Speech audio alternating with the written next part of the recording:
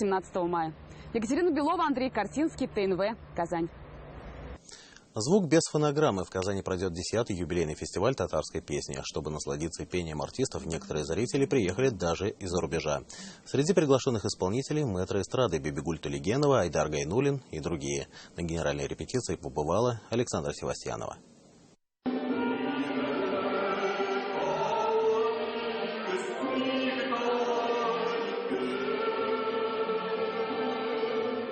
За 10 лет существования фестиваль имени Рашида Вагапова с успехом прошел в 11 странах мира. Организаторы поставили высокую планку – пропаганда профессионального вокального искусства. Популярность фестиваля при этом объясняется просто – только живой звук и музыка. С первых дней мы, скажем, в 2004 году, это было очень сложное время на нашей эстраде, запретили использование фонограммы.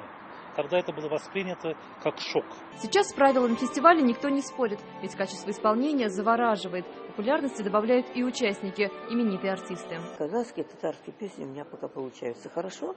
И я выхожу на сцену и стараюсь людям дать возможность послушать настоящую, живую музыку, без всяких этих украшений, без фонограмм. 84-летняя народная артистка СССР, всемирно известная оперная певица Бибигуль Тулигенова в фестивале участвует 4-й раз. Для нее это мероприятие имеет особое значение. В молодости побывала на концерте Рашида Вагапова. С первых же напевов влюбилась в его голос и образ. Красивый, стройный мужчина в черных брюках и белоснежной рубашке. Это было летом, жарко было.